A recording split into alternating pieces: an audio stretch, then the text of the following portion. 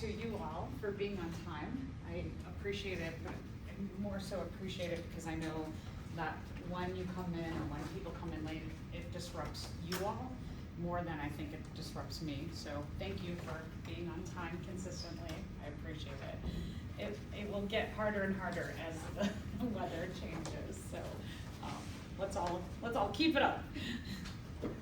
Today we will finish up the evolution portion of this unit.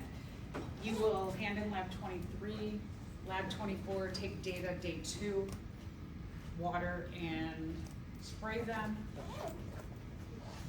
And then, I put work on evolution in there. We'll finish up labs 21 and 22, so we'll finish up all the labs for the evolution portion. Don't forget your homework. If you just have been kind of putting off working on your study guide objectives, or you haven't put in as much time as you should have, because I know, the first few weeks of the semester get really busy, but we are finishing up week 3 of the semester already, which I can't believe we're here. So just make sure, if you have not really started to work on your objectives, study them, and start quizzing yourself, acting like I'm getting ready for the exam. Make sure you start doing that, because we are about halfway done with this unit. And so in about 3 weeks, you're going to have your first exam. You really want to make sure you are focused studying now. I wanted to talk a little bit about the objectives in terms of how you're writing them up. So one of the things about the objectives is that the objectives are made by all of us in our department. And so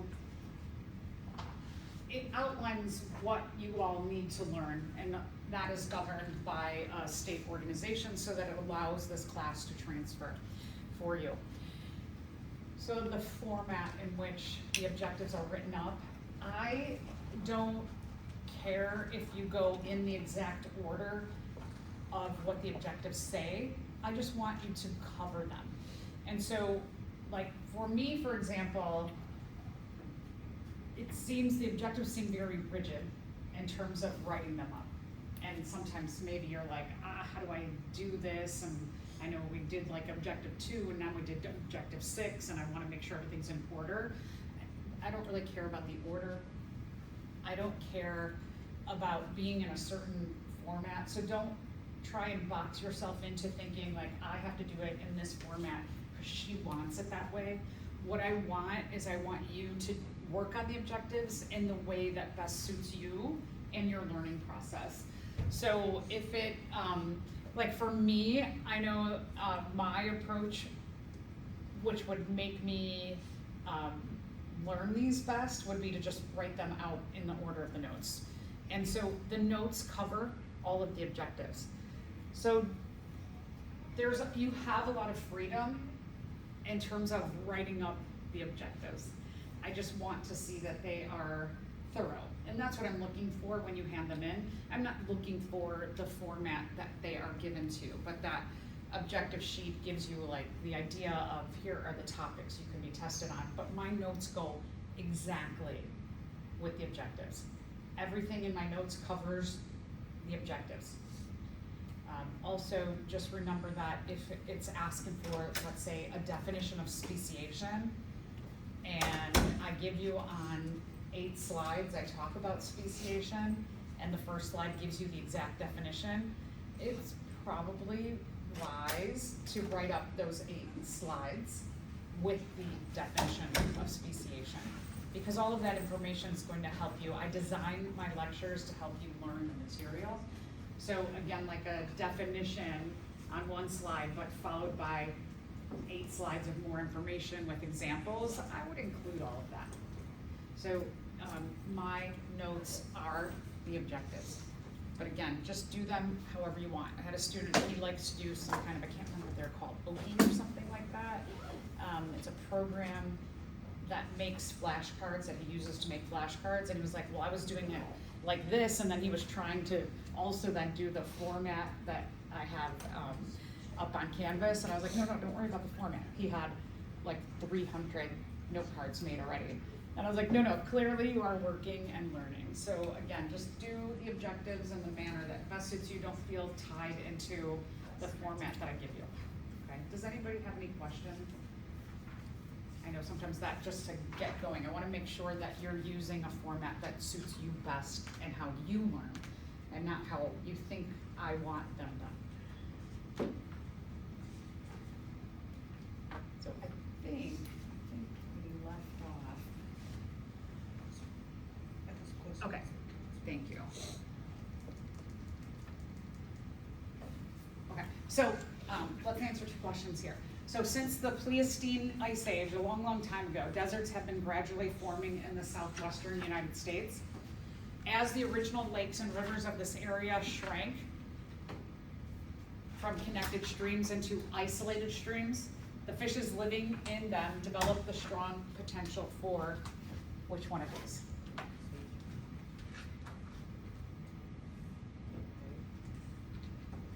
Okay, good. So speciation. So we just talked about speciation. We talked about how, well, let me let you do the second question before I say anything else. All right, so that example there, what kind of speciation is it? Is it allopatric speciation or sympatric speciation? Good, I see a bunch of you looking back at your notes. Excellent.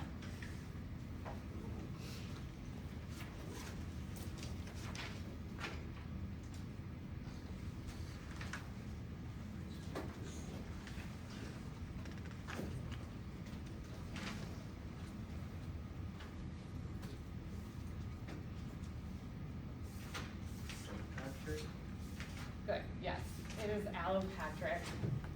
So allopatric is correct. Remember, between the 2 of these, when we're talking about allopatric speciation, there's a geographical divide, meaning that something divides a group from contact with one another.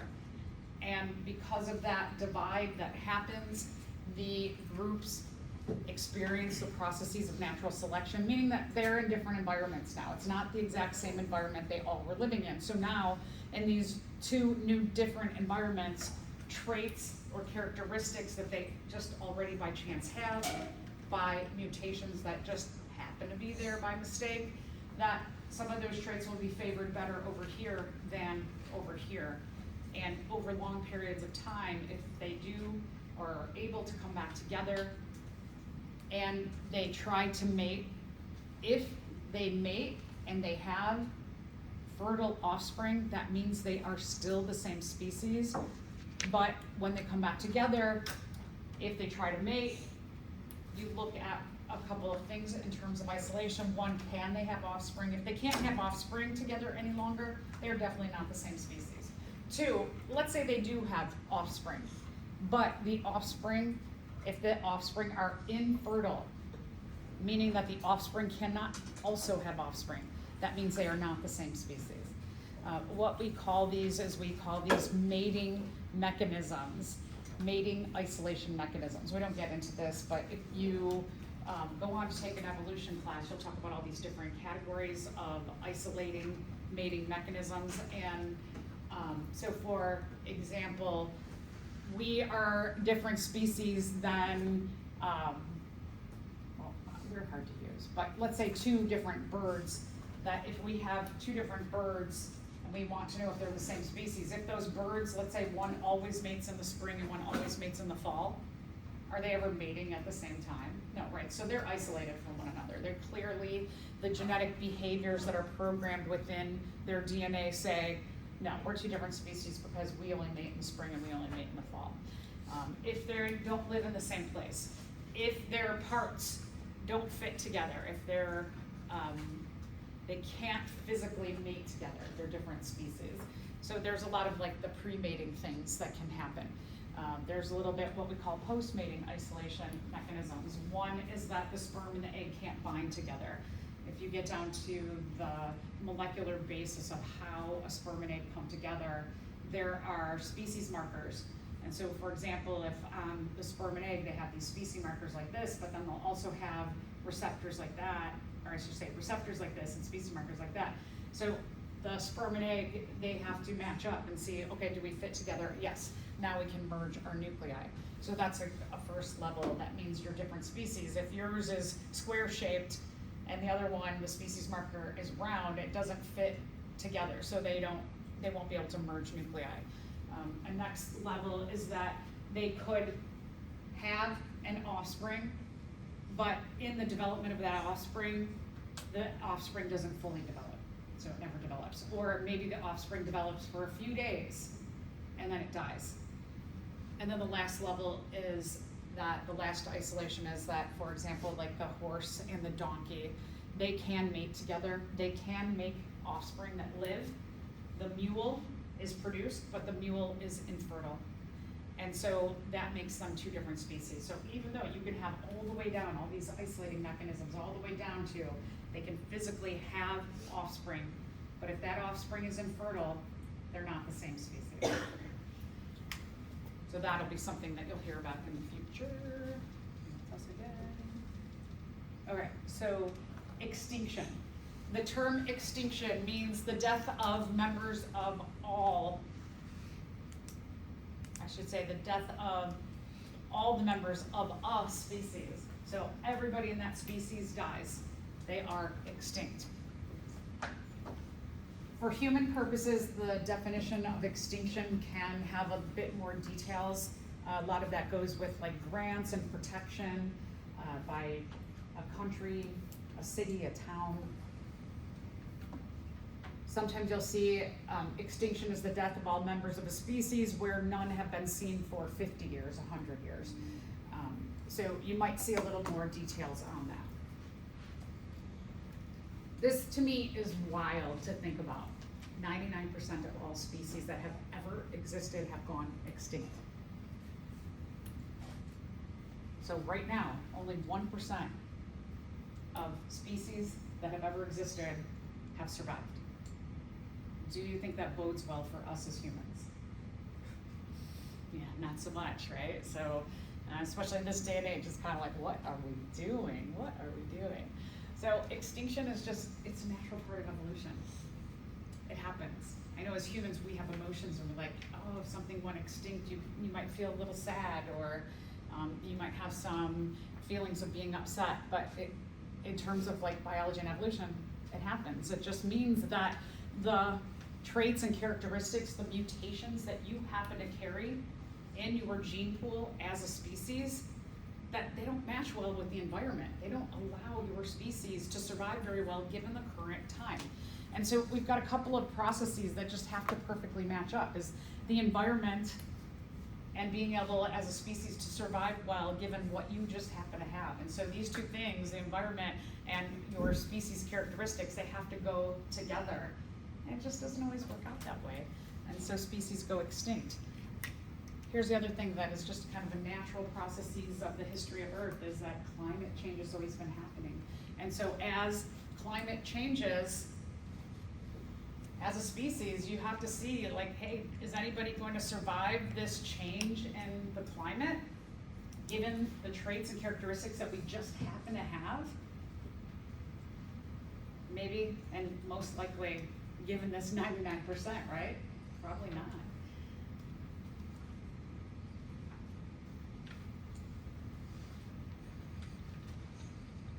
So let's talk a little bit about what makes a species vulnerable to going extinct. So one is that you live in a very specific area. You don't live anywhere else. Everybody of your species is in one location. And so what if a tornado comes through there and kills everything in that area? You're part of it, right? So you all go extinct. You don't have another population somewhere else to keep your species going. The second thing is that you're just super over specialized. Remember, we talked a little bit about niche, and that when we were looking at sympatric speciation, that species could, in the same ecosystem, maybe even like this tree and that tree, they live right next to each other, but they are so specialized in doing everything in this tree, and this species is so specialized in doing everything in that tree, that they never meet and they never overlap. They are both so over specialized in their niches that something could happen in that area and wipe everybody out. One example is the panda bear, that pandas live in mountains in China, and that's the only place that they naturally live, and they also only eat bamboo. So here's two ways that their niche is like super duper duper special, that if something happens to the bamboo, what if a fungus comes and infects the bamboo? Then they were like, okay, this is what we've been subsiding on for generation and generation and generation, and now we have no food to eat. Or something happens in those mountains that they could go extinct. They are very vulnerable. Okay, other things that make you vulnerable. A lot of this has to do with your interactions with other species. Who are your predators? What is your prey? What are you eating? Like the pandas, they don't eat a variety of foods. What other organisms do you interact with? What things live in and on you? Some of those may be parasites that can make your whole population sick. A virus comes through, that kind of parasite. So your interactions, not only just in your own niche and what you do and how you live, but parts of those niche overlap to your interactions with other species as well. And then the last thing that can make you vulnerable is those humans, right? Humans can come in and destroy your habitat. What if in those mountains where the pandas live, they decide to build homes and make all of these homes and resorts and build towns and cities? Where the pandas can go. That's the only place they live.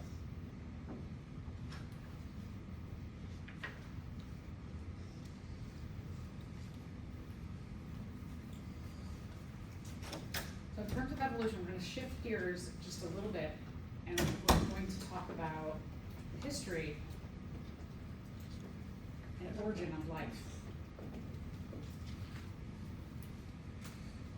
So some of this we have data on, and a lot of this, especially in the beginning stuff, is just based on simulations that scientists have done. And what that means is that there are scientists who work on the origin and history of life by making experiments that might be like what early Earth was like.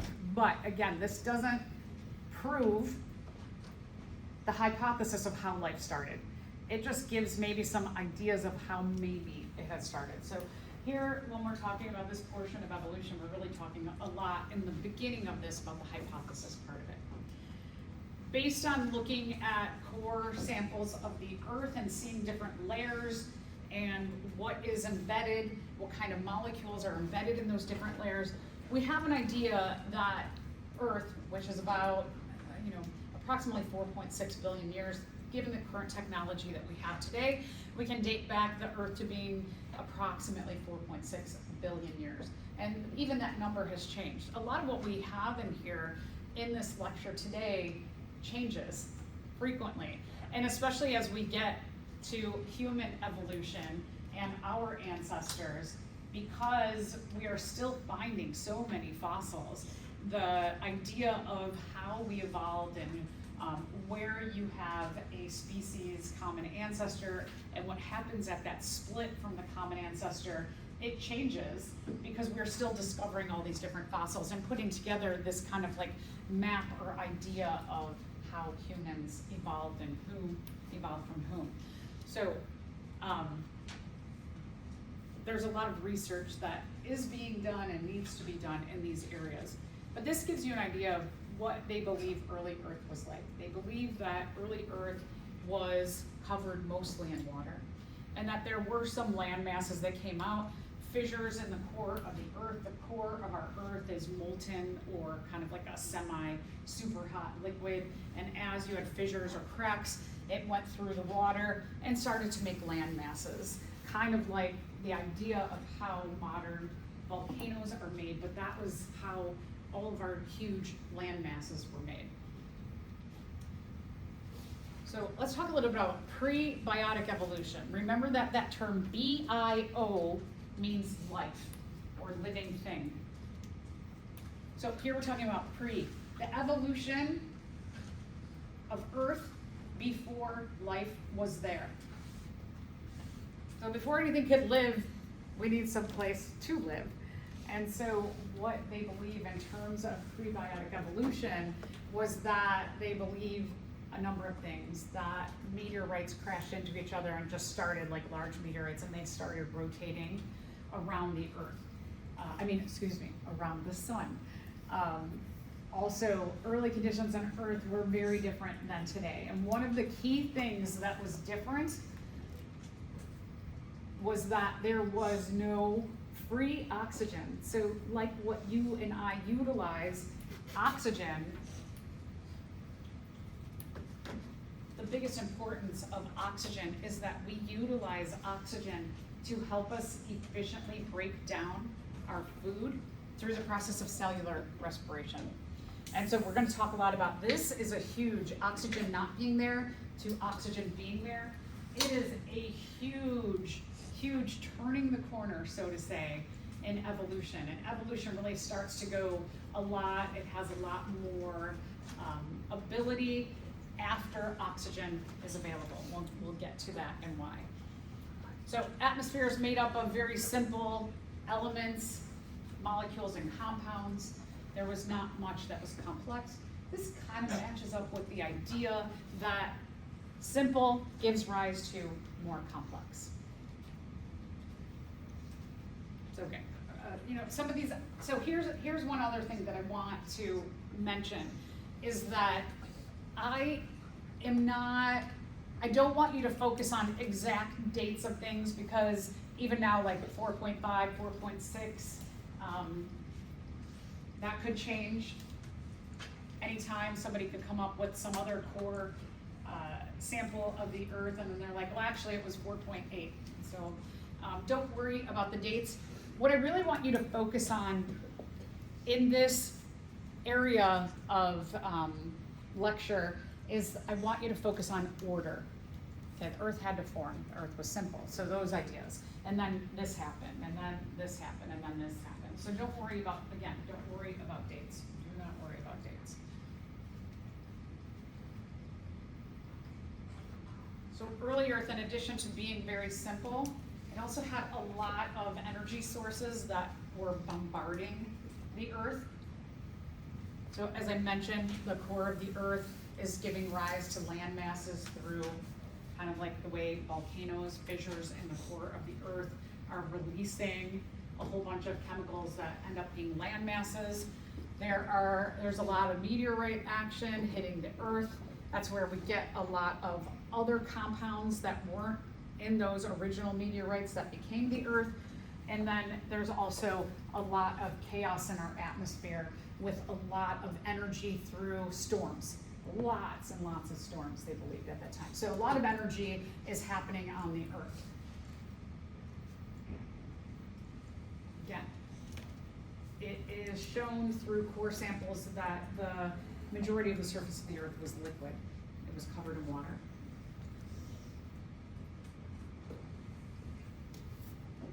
So thinking about a big difference in terms of environment and climate change, this climate of the Earth being covered in water is far different than our current climate today, right? Climate change has happened here.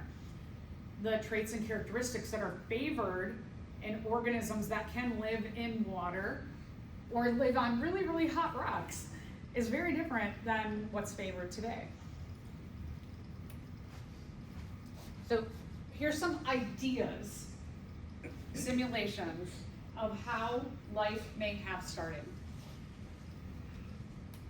So let's just think about simple molecules. So simple molecules, and just like when we talk about evolution, simple gives rise to more complex, and it all starts on the molecular level.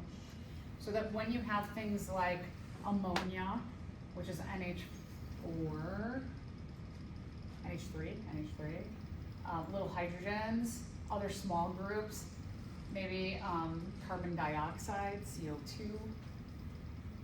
When these are in water and you have lightning sources or other energetic sources, it causes them to react together.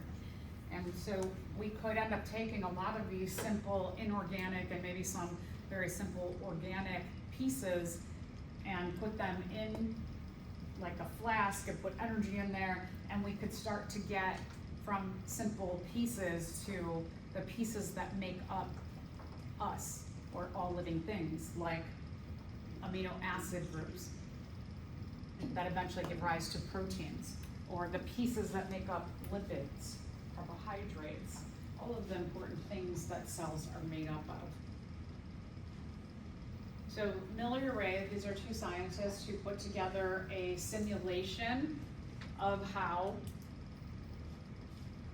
the evolution of life may have happened.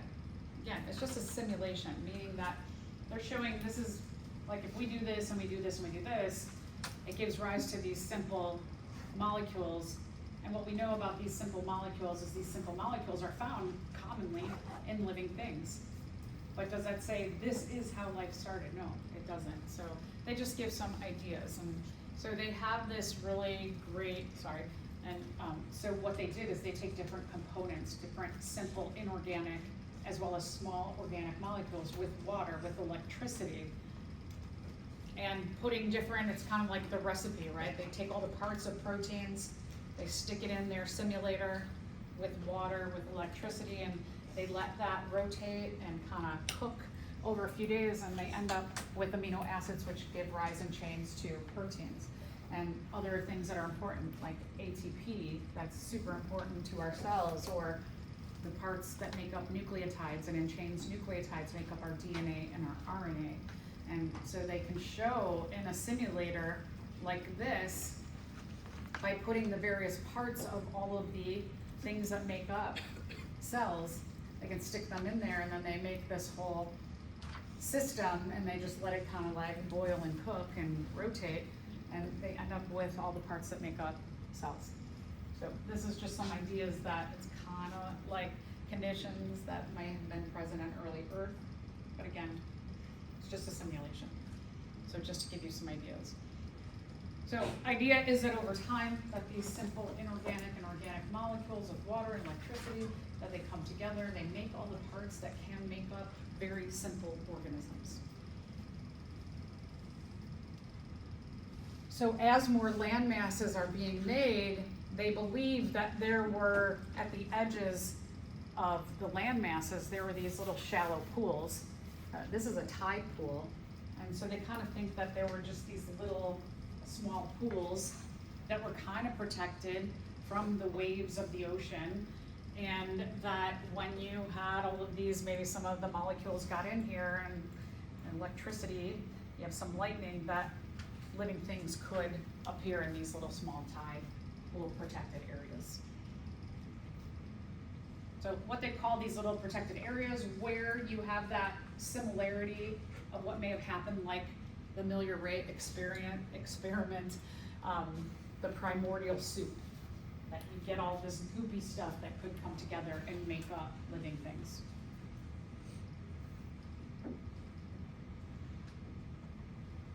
So who knows? So the idea of the first cells, who knows? Who knows? There's a lot of people like to debate this, and it's got to be this, and it's got to be that, and we all have, you may have your ideas of how life started, and then you can talk to somebody else and they can have their idea, and sometimes it ends up in a fight, and I just always laugh, like I've been around people who are fighting about how life started. I just like, you go, this is interesting, right? Because who knows? So it's just the ability of us to come together as a species and sometimes talk about things that we don't have the answers to. It's kind of going back to like the philosopher time, right? That we are not sure, and it's fun to talk about. I mean, I hope it's fun to talk about things. I like to approach someone who has different ideas than me. I like to listen, and then I like to talk. And if they start to want to argue about something that we don't really have the answer to, I'm like, okay, bye. Have a good day, because I don't want to argue with people. You know, we see things differently. I just like to learn. So it's kind of like this idea of the first cells is that a lot of people come together and talk about it, but who's right? I don't know. Who's going to win the conversation? Nobody. So it might be just nice to listen and have a nice discourse. So still to this day, there's lots of debates about how life started and when life started, but what we do at least know, given the basics of evolution, that, I'm not saying this is exactly how, but it could hypothetically be that we are just here totally by chance. Could also be that someone somehow programmed us to be here or controlled it. But at least we know in looking at data from what supports the way life evolves, like for example, thinking about the vertebrates and our forelimb structure, that you have so many different kinds of vertebrates and their forelimbs are all suited to living in specific environments where they can more easily survive, reproduce, and pass on those traits, that we do know that living things go from simple to more complex. And that's what we do know. So this is an interesting illustration, and it gives you the idea of how long things have been happening on the earth in the context of a 24-hour clock. So let's say that this is today, but we're gonna go back in time. We're gonna start way, way, way back here, some 4 billion years ago. And so right about maybe like, at the beginning of time, somewhere between just starting at midnight to maybe 3 or 4 o'clock, that's the earth started, somewhere in there. And very shortly, maybe like a quarter of a billion years, not short, but in evolutionary time. So pretty soon after the earth, they have evidence, just looking at core samples and seeing impressions that are found in those core samples, that they knew that the first prokaryotes, and we're talking about a prokaryote again, pro means before, karyote means nucleus, that these are cells that evolved before a nucleus evolved. And so like in the context of this term prokaryotic, here is the absolute context of it, is that when we get to eukaryotic development and evolution, it happens much later. So we know this term prokaryotic, these cells evolve before the cells with nucleus evolve. And look at the difference in time, right? It's almost half the day goes by before the eukaryotes evolve. So these prokaryotes have been around for a really, really long time. So I always like to think back to the philosophers who said humans were the most perfect organisms, but look at where humans are. We're just kind of in the 24-hour clock. We're just like seconds old in the context of the rest of evolution of species. And so, I don't know, I think there's something perfect here where you've got prokaryotic cells way, way, way back, almost 4 billion years, and there are still prokaryotic cells here today. Why have they never evolved? Why do we have 2 of our 3 domain groups that never evolved to have a nucleus? There's a reason, right? They don't need it. It's not favored in their environment. So prokaryotic cells, they've been around for 4 billion years and they are still around today. So I think that's kind of interesting. Prokaryotic cells, they evolved for quite a bit. Oxygen, we're going to talk about this. Oxygen begins to accumulate at about halfway through our day of our evolutionary clock. When oxygen starts to be made and starts to get in higher concentrations in the atmosphere, we have mutations for a nucleus and other membrane-bound organelles. And then you can see it's almost 1 billion years between the nucleus evolving and multicellular organisms evolving. And then you can see in this last 1 billion years is when evolution really starts to go crazy. But one key thing I want you to recognize is that one of the biggest, most impactful things on the evolution of species on the earth is oxygen. And so we'll get to that in a minute. The other thing I want you to recognize is up here, humans.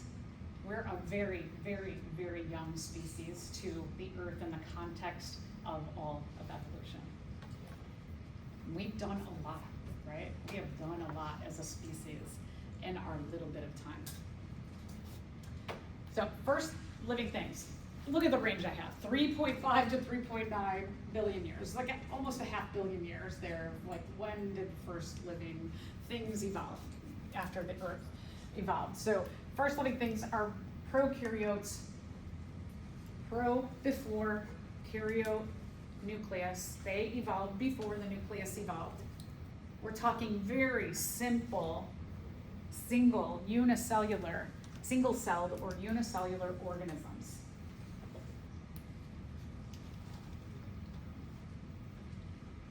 There was not free oxygen in the atmosphere. So the atmosphere is what we call anaerobic. An means no or without. Aerobic refers to oxygen. So anaerobic means that the early life conditions, the atmosphere didn't have oxygen like we do today. There was no oxygen. Oxygen was, I should say, no free oxygen. Oxygen was in things like water, right, H2O. It was bound with hydrogens to make up water. It was also bound to things like carbon dioxide, CO2, but it wasn't free like we have today. Eventually, like a billion years later, after the first prokaryotic cells evolve, you have a mutation that gives rise to something like modern day cyanobacteria. These are photosynthetic. What is photosynthesis? Produces food and oxygen, right? So these about, like a billion or so years after the first prokaryotic cells evolve, you have cells that have something like a chloroplast that can photosynthesize, that can harness the energy from the sun, carbon dioxide and water, and go through all of these processes within this organelle, and they start to produce oxygen. Bang. Okay, so the correct answer is, this could be like a test question, something like it, that might just be thrown in there. So they put what in the atmosphere? Yeah, good. Okay, so oxygen. So when we're talking about cyanobacteria and the process of photosynthesis, you're thinking, oh, okay, important thing. Not just, food certainly is important, but oxygen is critical here. So photosynthesis evolution, they believe it happened about 3.5 billion years. So about a billion years after the Earth evolved, give or take millions of years, a billion years after the first prokaryotic cells evolved. And oxygen slowly starts to pump into the atmosphere. It's not a quick thing, because remember, you just have like a few organisms that have mutations that give rise to something that is like a chloroplast and start to make oxygen, so the levels are very low to begin. So it takes a long time before the atmosphere can get saturated enough with oxygen to make an impact on organisms. Okay, so significance of photosynthesis is on our metabolism, on our respiration. So now what happens is that if you have this oxygen, you have the prokaryotic cells who have a mutation to make something like a chloroplast to start making oxygen, there also have to be, by chance, simultaneous mutations in organisms that they can harness that oxygen and utilize it. So remember that you have these by chance mutations that are happening for the making of chloroplast-like things that pump out oxygen, and then also you have the simultaneous mutation of other organisms who can actually use that oxygen for our metabolism. So prior to oxygen being available and those mutations for utilizing oxygen, you had anaerobic respiration happening. Anaerobic means you could break down your food without using oxygen. Aerobic metabolism means you can use oxygen to help break down your food. These are big critical things in evolution. So, let's see a second. Okay, so I don't have a question. I just want to make sure if I didn't have a question. I want to talk a little bit about this. So one of the things about the kind of key thing here with aerobic and anaerobic respiration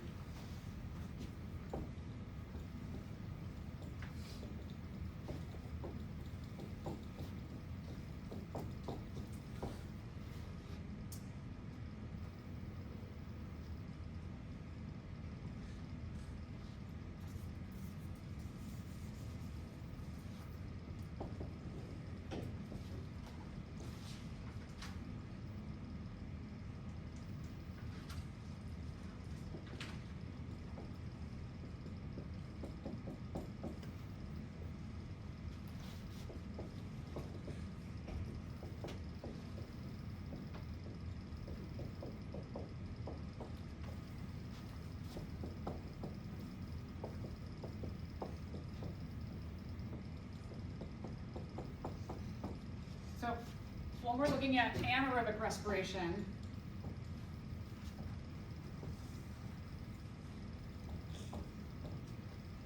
that means that you can respire or break down your food, take your big energy molecules, and go through a bunch of chemical reactions. And not just one chemical reaction, but there are what we call metabolic pathways.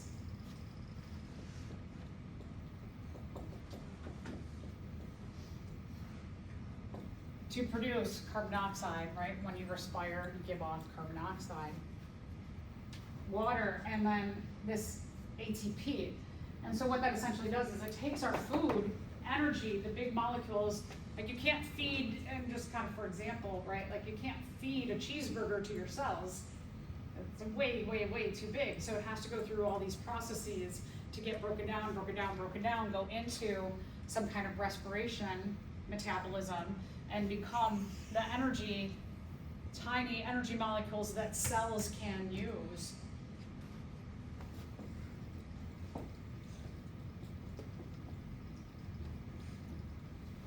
Now, of course, this has evolved over time, but in our current time, when we're talking about anaerobic respiration, we also refer to it as going through a process then eventually to fermentation, that your result of how much energy you get per the food that can go into these metabolic pathways, you get two little ATPs out of it. Two measly little ATPs.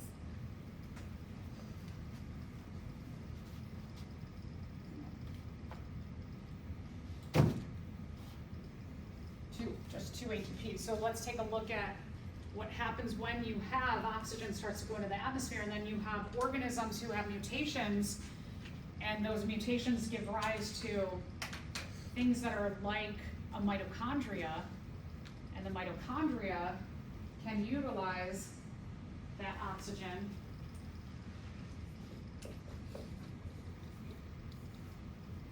and the food. This is what we call aerobic.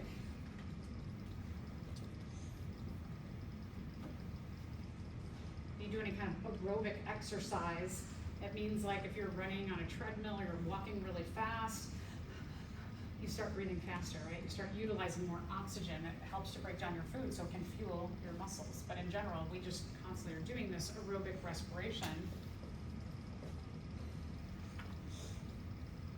The whole idea of our ability to respire or breathe is to get oxygen in, get rid of this waste product of carbon dioxide. I always think this is really interesting to think about this connection, is that the whole system of respiration is to help us get oxygen to break down our food. So there's a huge connection with respiration and digestion to get this food broken down so that it can go through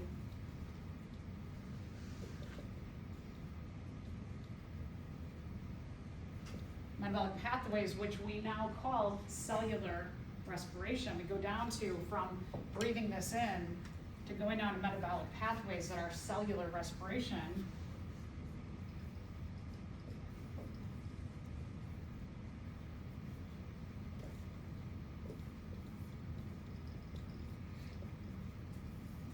And approximately how many ATPs do we get per our food unit when we're using aerobic cellular respiration? Who remembers how many ATPs do we currently get out of cellular respiration? Yeah, so we get 30, we get 36 ATPs in muscle.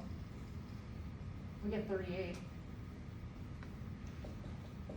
Muscles have evolved to actually squeeze a little bit extra from our food sources in their metabolic pathways. But check this out. When this is around, you get 34 extra ATP per it's the same food. That's amazing. That's amazing for cells to get so much more out of their food. It's essentially like when we're talking about the difference between anaerobic respiration and aerobic respiration, it's like if I said half of you in this room, I'm gonna hire you all, and you're gonna everybody in the room is gonna do the same job. But you all over here, I'm gonna give you $2 an hour. And you all over here, I'm gonna give you $36 an hour. Same job. These are the same jobs. Their jobs are to break down food. This one though, gives you a lot more per your food because the metabolic processes have evolved so efficiently to use that oxygen to get more and more and more of that ATP out. It's pretty cool, right? I think it's really interesting when you start to put together like why we have a respiratory system and a digestive system. It really goes down to the cellular level. And it really goes down to how much of this can we get to fuel our cells, because our cells can't eat cheeseburgers. So that is a huge significant factor. And then when you think back to, if we go back to our clock here, that once you have oxygen, right, not much is happening evolutionarily. You get more and more different prokaryotes over time, but nothing's evolving to what we would call a higher state of evolution, or maybe just more efficient.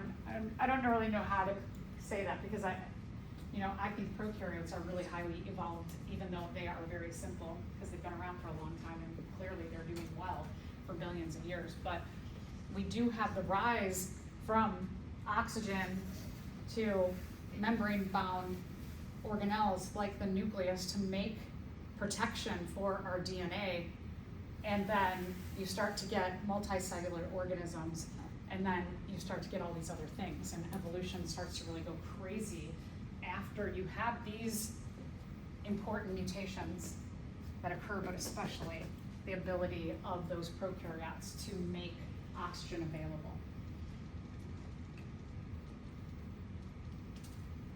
So membranes evolve. There's mutations that give rise to membranes, and one of the things that's important about membranes is that they can protect the organelles, right? Whatever's inside of an organelle can be protected by a membrane, but also the membrane layer, if you think about, like if you took Bio 111, you spent a whole week talking about the plasma membrane because a lot of really important proteins are embedded in our plasma membranes that they regulate what comes in and what comes out of our cells.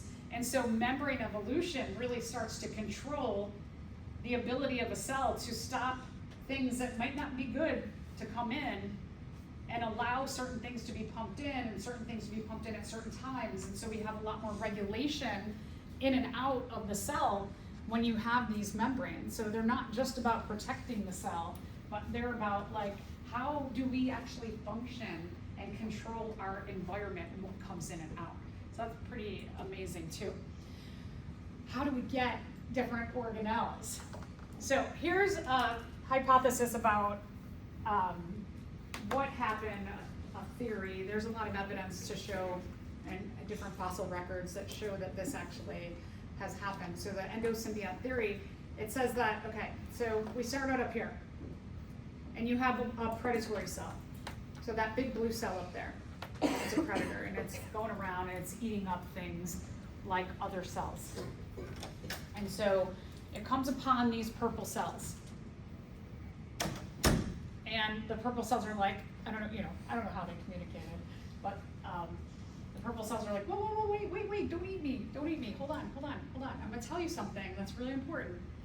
So how about you don't eat me, but you take me inside of your body and you give me a nice, safe, warm home.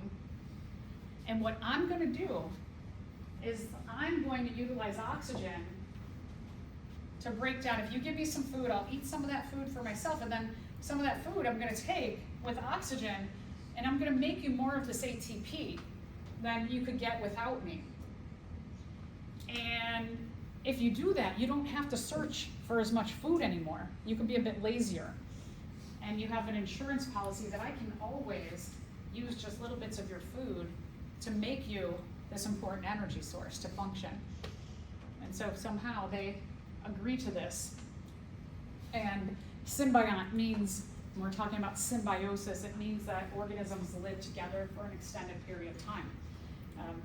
not all of symbiosis is a beneficial relationship, like parasitism is a symbiotic relationship, but in this case, we're talking about a positive symbiotic relationship is made. And instead of engulfing and eating those aerobic bacteria, they give them a home. And so now they're going around as one organism who has organelle like structures rather than being two organisms. This one becomes part of the larger, and then they come upon photosynthetic cells. And the photosynthetic cells are like, whoa, whoa, whoa, whoa, don't eat me, don't eat me, don't eat me, because you know what I can do? I can take sunlight, carbon dioxide, and water, and I can produce food that I can just give over to these guys here, and then they can process that food with oxygen. So all you could get really, really lazy and just sit out in the sun and let me get sunlight, and I will make the food. Just sit there and breathe, because then you can just, I will make your food, I'll give that food to them, they'll give ATP, which will fuel this and other processes, and now you can just be this organism who's got these very two specialized organelles inside, and you don't really have to do much of anything anymore. So that's the idea of how organelles came about. The first eukaryotic cells, about 1.7 billion years. So again, I don't really care about dates, but I do want you to realize that from prokaryotic cells 4 billion years ago to eukaryotic cells, we're talking like 2.3-ish billion years later. That, again, evolution is not a quick thing. It takes a long time. It takes the ability of mutations to pop up and then match the environment for cells to continue to evolve in a way that is beneficial. So all this by chance stuff takes a lot of time. And then another 500 million years later, those eukaryotic cells start to come together and find an advantage to living together as colonial living in groups. And then in groups, they're like, okay, yeah, we can do different things within the same group. But what if we all merge together and we become one like superorganism? And this idea of multicellularity is kind of like if you live in a house with a bunch of people and you have a really good system where you're like, okay, you're gonna clean the bathroom, you're gonna do the cooking, you're gonna do the shopping for the cooking, you're gonna do this, you're gonna do that, you'll pay the bills, you'll pay the rent, everybody has a specific job where you don't have to do all of those jobs. That's really nice. I mean, there's some nice things of living alone, but when you live alone, you gotta do all the jobs yourself. When you live in a house that's very cooperative and everybody has jobs, then it makes everybody's life easier, right?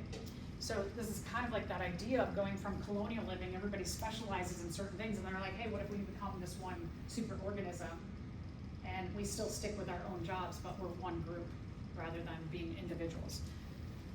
So which of the following would be an advantage of membranes and multicellularity? A better chance for escaping predators. If you live together as a group, and let's say that you yourself are not good at defeating a predator, but you've got a couple others that you join with and they are, is that an advantage to you? Yeah, for sure, right? If you're not good at fighting, the potential for capturing and eating larger prey, you're bigger. So now you can get bigger food sources. So you can do a lot of this at once. The ability to specialize different body parts for different purposes. That sounds pretty good too, right? Lethal mutations in a cell do not necessarily kill the entire organism. So let's say in your group, like one is susceptible to this toxin, but everybody else has mutations for not being susceptible, then you continue on as an organism. All of the above, right? So make sure, again, you're reading all of your answers. I don't have it highlighted, but all of the above is the correct answer here. And then the first animals come around about 1 billion years ago. I really encourage you to circle, highlight, star, lived in water. The first animals lived in water. The first animals were feeding on autotrophs that lived in water. Everything is evolving in water up to this point. Plants come about later. They're eating cyanobacteria, algae probably, something like that. But life is in water here. This is probably, like these simple animals like jellyfish and sponges, algae, which is not an animal, but is a relative of land plants. All of these things who are pretty simple in nature were probably something like the animals that evolved back then. Then we eventually have land invasion. We're only talking about 400 million years ago. So that's kind of like, think about that grand scheme of evolution, that everything that has happened on land is less than 500 million years ago. I think that's pretty wild, right? What is going on? So here's some downfalls. If you're living in water, you don't have to deal with gravity. So a lot of things like if you're jelly-like a jellyfish, right? If you take a jellyfish, I take a jellyfish out of water, does it stay in that bell with the tentacle forms? When I take it out of water, no, it becomes like this it would, become like jello. So if the majority of your body is made up of water and then you're taken out of water, your gravity's gonna have a big effect on you. So gravity, a lot of them are not equipped to get out of water. There's also less water. You need water for your metabolic processes. Water dictates how well we make and break our molecules in our body. So that's why when you are dehydrated and you start to feel awful, this shuts down. You need, for all these little metabolic pathways here, you need water at most of the steps, either coming in or coming out. So water is really, really important to just our health function as cells. Sunlight is good, right, if you're a photosynthesizer, but what if you're not? And what if you're not used to sunlight? Because you could get some sunlight, right? You could swim up, you could get sunlight in the top layers of the water, and then you could swim down and get away from the sunlight. But what if you can't get away from sunlight at all? Sunlight is pretty harsh. It's hot, dehydrating. So sunlight could be a good thing and could be a bad thing. And what if you're used to reproducing where your sperm and egg come together in water, your offspring are well hydrated in water, and now you're on land and it's super duper dry. You've got to find a place that works for you and the way you can reproduce. So you've got to have a lot of mutations already to deal with all of these things. You've got to be equipped to have the characteristics that give you an advantage to living in a little bit drier environment. But here's a good thing, right now, if you have all of those mutations, nobody else is there. So whatever's happening on land, you're like, okay, cool. There's less competition here. It's like that common ancestor idea that things start to get crowded in this area, and you're like, well, I've got these weird mutations. I'm gonna go try and find a place where things are easier for me. And so if you have all of these mutations that allow you to live on land, you don't have a lot of competition anymore. So land plants come about 475 million years ago. And again, it's dry, so one of the things that they need is they need to have waterproof coatings. We're going to see that when we take a look next week at plants, that plants have what are called a cuticle on them. And that cuticle is a waxy coating. What wax does for organisms is it coats and it keeps you from dehydrating. It keeps water inside, so it helps them to not dehydrate. They have specialized tissues, we'll also talk about that. Like we have veins and arteries, plants also have tube systems in them for conducting important stuff throughout their body, like water and sugar, like food and water, for example. Very similar to the way that we have our tube systems. And then you've got to be able to reproduce, not in water anymore. So you have mutations that are similar, you have mutations that allow you to have hard coatings on your offspring, just like what you all did with your pea plants. So the peas have a hard coating on them And the idea of germination is that that seed coating in the soil and the water that you put in there, the seed coating starts to get soft and break down enough so that the plant inside can break out. That's germination. So the seed coating allows those cells, the embryos inside, to, in the right conditions, open up and germinate. But it keeps them hydrated in the meantime. And then eventually we'll see the interaction of the evolution of flowers. You have these mutations for these pretty smelly things. And at first they're probably just relying on like water and wind to spread the pollen. But eventually then you have animals who are like, oh wait, they also release some of their extra sugars that they make in photosynthesis. Some of that sugars they leave at the tips of their flowers, and so then animals come and they lick up that sugar, and while they're doing that, the hairs on the animals just happen to pick up a bunch of pollen, and as animals go from flower to flower, they're dropping pollen on other flowers, and so that other organisms with their like fur or their feather or the little hairs on their body are facilitating reproduction for flowering plants. We call that pollination. So eventually we have the rise of fish to amphibians. Let's talk a little bit about land fish at first. This is a kind of fish called a mud skipper. The mud skippers, their front fins, they have a really strong piece in there that allows them to kind of walk around like this on land. And so they can, as a fish, they can live on land, but they have to make sure that they're crawling from like pond to pond to pond. They always stay in contact with water, but they can move. Or if their water source starts to dry up, they can walk around and try and find a new one. Early on, they benefit, they just have the right mutations that benefit from nobody else being on land. So they can eat up everything else. Eventually you have mutations that give rise to the amphibians. Amphibians are really interesting in that they don't have super advanced lungs, but they use their skin as a respiratory surface. So they breathe through their skin because their lungs, and kind of the mutations happen at the same time together, that they didn't ever have advancement in their lungs, but they did have advancement in their skin, so they could respire through their skin. One of the things about respiratory surfaces is that they always need to be moist.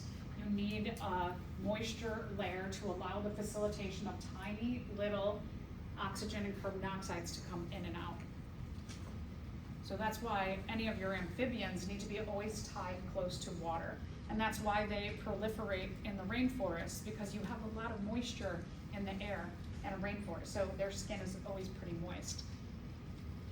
They also, we see some remnants of that fish common ancestry with the amphibians because their eggs are in jelly sacs and they have to be deposited in water sources. The amphibians go through what we call a metamorphosis. From their early embryological stages like this, where they look super similar to a fish. They have a fish-like body. They have gills. Amphibians eventually, they metamorphose to have lungs like us, but in their early embryological stages, they have gills just like a fish. So it does show that common ancestry split there. They have a tail like a fish. They have to be geared in water. And during their metamorphosis period, when they come out of their jelly-like egg sac, they are metamorphosing to, some amphibians keep their tail, but some of them lose them, like frogs. Eventually this tail, the cells go through apoptosis, where the cell's actually like programmed to die. And that tail comes off, or it starts to disintegrate essentially. And they go from having no limbs in their early embryological stages to growing limbs and developing lungs, and the gills start to go away. It's pretty amazing in that between going from the juvenile embryological stage, juvenile stage to adult stage, how completely different they are. Eventually you have a common ancestor between the amphibians and the reptiles, and you have mutations where reptiles are able to live in much drier environments. They don't have to only be in a rainforest. They can live somewhere detached from water. So one thing is they have a mutation that gives rise to more efficient lungs. They don't have to worry about their skin being moist anymore. The skin, in addition to the lung thing, the skin, what happens is that you have a mutation that changes the skin from being a respiratory surface into a scaly surface. And what scales do, they overlap and they cause more of like a waterproof coating. So it keeps the moisture in the body rather than having to be in a high moisture environment like frogs do. And so the scales allow them to go into other environments.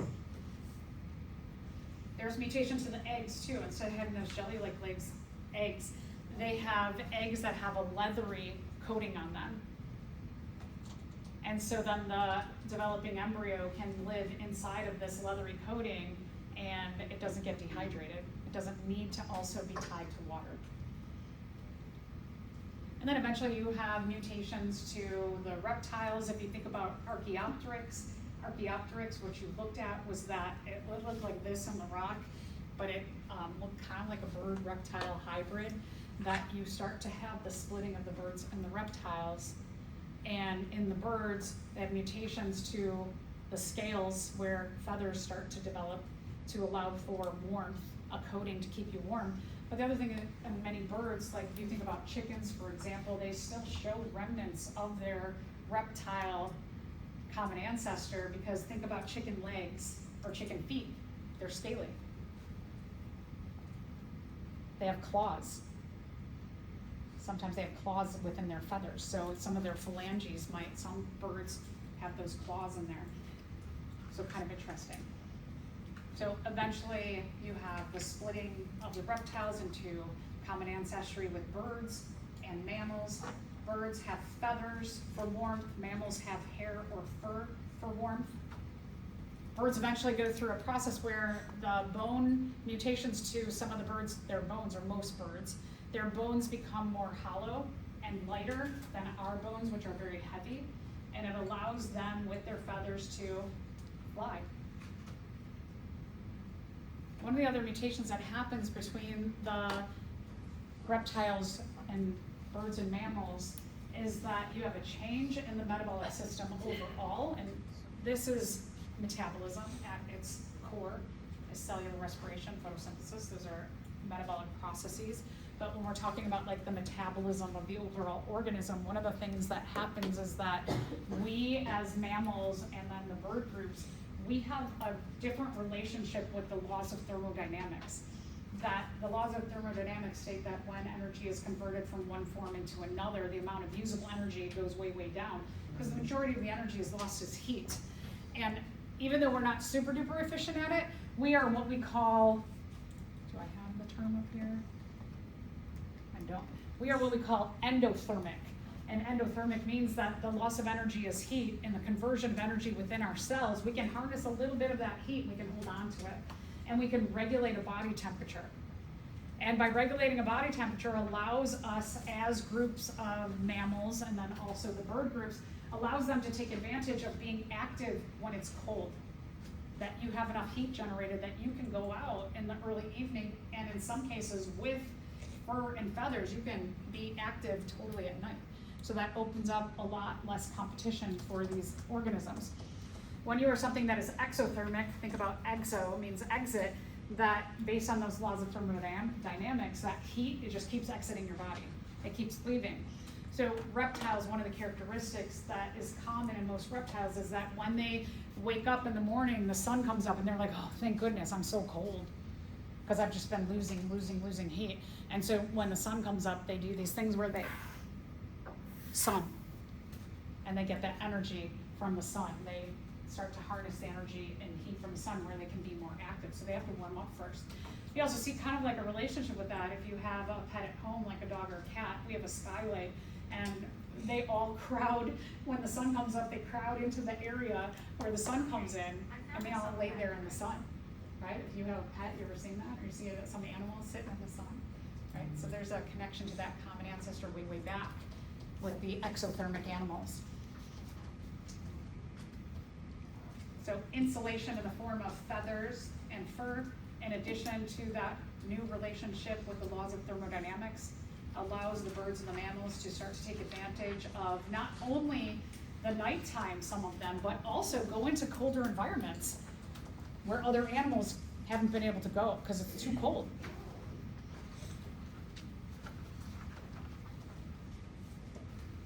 So not all birds can fly, right? We took a look at, sorry, do you need that? Not all birds can fly. We took a look at the penguin at some point. We talked about homologous structures, that penguins, while they are a bird, we know that they have some relationship with a common ancestor with the rest of the birds. Most birds can fly, but not all birds do. There's a few cases where flying was not matching up with what traits they had. So, like for example, you have the bird, the ostrich here. The ostrich, it was really, really heavy, and it was like, oh, I don't need to fly, I'm really big. And I got this beak, and I can just like be strong and peck. And they're really fast. If you've ever seen an ostrich run around, they're really, really fast. They put out their wings and they are very intimidating. So they have mutations that allow them to thrive on land, whereas they're a bird. Just like with the penguins, they got a chubby coating, they've got fat, and they've got a wax layer on their feathers, and they can swim really well. So they take advantage of that. So here's Archaeopteryx, as I mentioned, shows that transitioning of a common ancestry between the birds and the reptiles. And you can see, still scales, a mouth with teeth, claws, but then it starts to have feathers and an elongated body. So you have both those bird and reptile characteristics in one. And I know I've talked about the mammals, how the mammals were very small and around at the time of the dinosaurs, that their adaptations were just like, hey, we're gonna stay out of the way of these big giant creatures. And when the dinosaurs go extinct, the mammals proliferate. One of the mutations that mammals have had is a live birth, that they are able to have reproduction happen internally so that they can protect their babies by carrying them within their body. So if you've never thought about like, oh, that's really like a good thing, that if I am one of these early mammals and I have mutations, I have a uterus and I can carry my babies in me, I can also, the mutation for the placenta, being able to, you can feed your embryos as they grow to a safe enough size. You keep them in your body. You keep them with you. You don't have to worry about leaving the nest behind and be like, oh, I'm out. Oh, I hope no predators get my babies. They're in here. You're protecting them. So there's a lot of advantages to having the ability to keep your babies with you, like is characteristic of all of the mammals. And just, these are some pictures of what early mammals probably looked like. You see some of them who haven't changed that much over evolutionary time because they live in environments where being small, nocturnal, you can tell if an animal is nocturnal, they usually have really big eyes, having fur, being able to climb. Some of those early mammal characteristics are still retained because they are favorable in the environments to which these live in still. Right. Last couple things I want to mention, mass extinction. That over time we've had a period of, climate change has been happening, we've been saying that. But there have been these periods where you've had something really, really big, crazy happen in terms of the climate, and the majority of the species on the earth go extinct. The last mass extinction was when the dinosaurs went extinct. Over 90% of the animals at that time, gone. All in one, like, quick event.